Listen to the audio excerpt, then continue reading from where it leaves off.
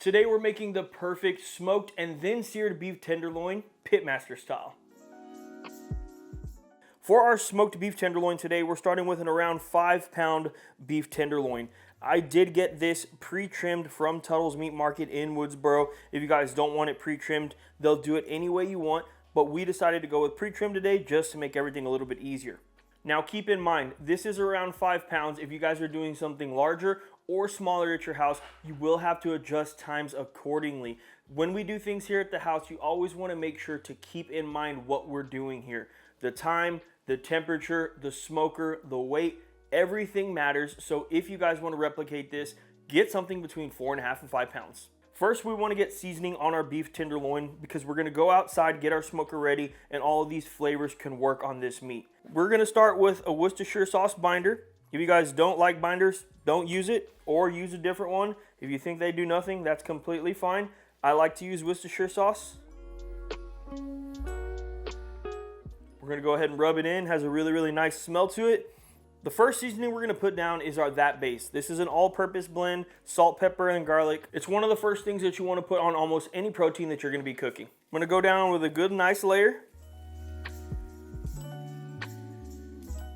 We'll make sure to get all sides.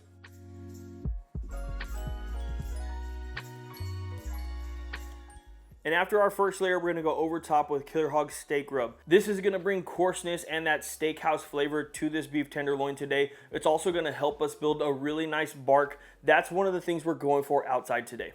So again, we're going to go right over top. I want to make sure to get a pretty good coating here because I do want that crust, like we said a second ago.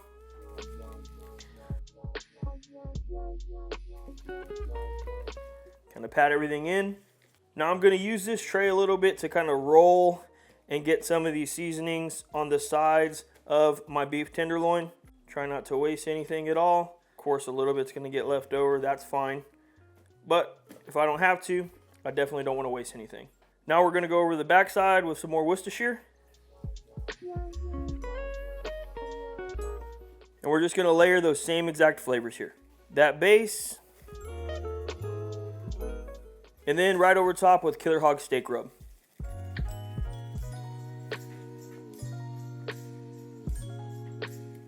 Tenderloin's looking perfect. Let's head outside, get our smoker started, and just let this sit for a few minutes. That salt's going to penetrate this beef, and it's going to give us a much more flavorful bite.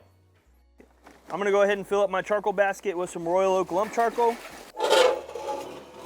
We'll put the charcoal basket in, and then we're just going to light some tumbleweeds. And we'll give this just a few minutes for these coals to get nice and hot before we throw a stick on. We're outside at my Outlaw Patio XL today, and we're running right at around 150 degrees. You might be wondering why I'm going to put this on that early, but it's because of a few things. Well, first and foremost, it's because I do want to bring this up slower to my target temp. I'm going to get this to 115 degrees today before I sear it off, and I want to make sure that I'm not getting it there too fast. We mentioned inside that you guys should think about all of the variables when you're cooking this. If you're cooking this on a Weber kettle that's running around 600 degrees, it's going to get to temp a lot faster, and it's also going to keep climbing temps a lot faster as well. Let's just say, for example, you pull it at 115, residual heat's going to help it carry closer to 120, maybe 122, 125, and that's something that I do not want with this beef tenderloin today. If I keep my smoker at 275 degrees and I get to that 115 degree mark, I am going to ensure that I get a medium rare beef tenderloin. That's exactly why we're using the offset today. So if you guys are doing this at home, just adjust on what you're cooking with. If you're using a Weber Smoky Mountain, start those temps low and then gradually get higher. You want to bring this up to temp a little bit slower than normal. Beef tenderloin is going to go on. I've got a ThermoWorks dot here set to 115 degrees. I'm going to probe this right in the middle of my tenderloin. And you can see that right now we're about 64 degrees on the internal of this tenderloin. Typically, if you take it right out of the fridge, you're going to be closer to that 30 degree mark. So we start a little bit ahead. This meat is not as cold, and it's not going to shock it when it starts getting hit with this heat. Smoker's still rocking right at around 175 degrees, and now we want to throw some wood on these coals. I have a stick of pecan here. If we notice that the smoke's a little bit dirty in the beginning, I'm completely fine with that. I know that those coals are going to continue to get hot, and eventually I'm going to get a really good fire in here, so I do want to get that extra flavor on my beef in the beginning, just like we mentioned before. And just a couple seconds later, this stick is starting to catch. That one stick, once I close this insulated firebox up, is gonna get me right to 275 to 300 degrees, which is perfect for today's cook. Right at an hour and 15 minutes later, we hit 115 degrees on our beef tenderloin. What we wanna do now is get this beef tenderloin off. Get this probe out. And now we want this beef tenderloin to rest. Now all I'm gonna do with this beef tenderloin is take it inside and let it rest on the counter for the next 10 to 15 minutes. In that 10 to 15 minutes, we're gonna get some charcoal nice and hot. I'm gonna be using a Weber Jumbo Joe, and we are going to sear this thing to perfection. I don't quite wanna eat it at 115 degrees. I want it a little more cooked than that. So we're gonna use the remaining time that it takes for us to get to our target temperature by searing this off.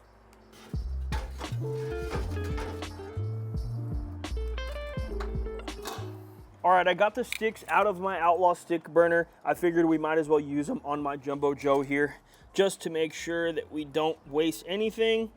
And now I'm just gonna put this directly over these coals.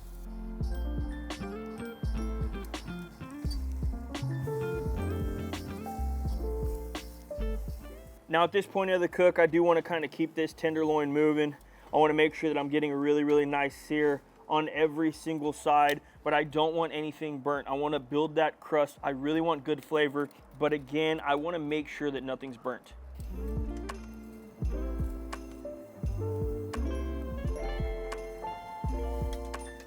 We're right at 123 degrees. I'm going to let this get to 125, just a few more seconds, and then we're going to take this off.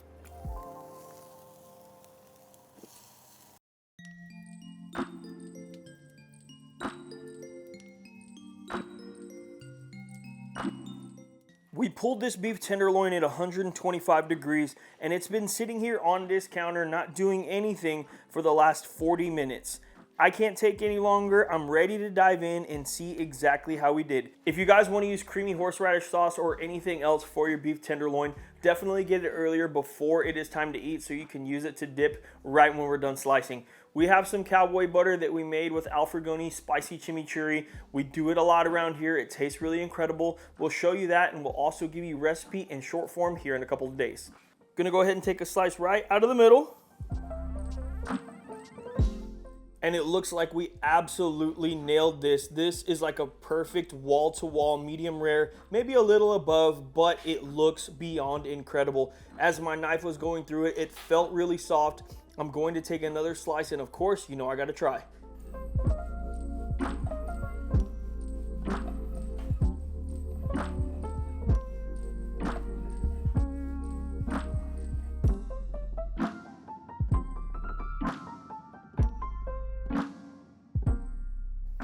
I'm just gonna take a quick slice out. You guys can see how soft this thing looks, and from behind, she looks perfect.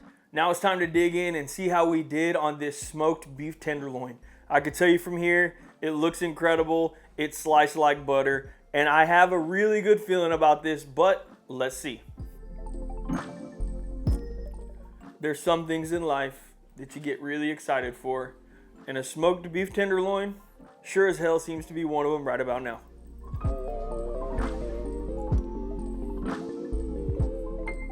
Zero effort.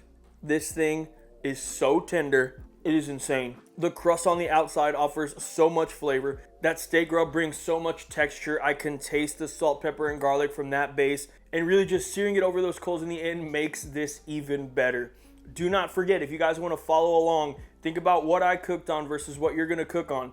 You want to bring this up a little bit slowly. You do want to get that sear in the end. I was shooting for 125 degrees today, and I wanted to get there as slow as possible, as safe as possible.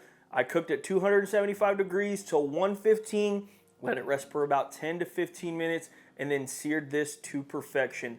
We do have cowboy butter. I ain't even gonna show you because, to be honest, this don't need a damn thing. As always, we really appreciate you guys tuning into this video. Why does it feel like it's been so long since I did that outro? Thanks, and we'll see you on the next one. It's perfect.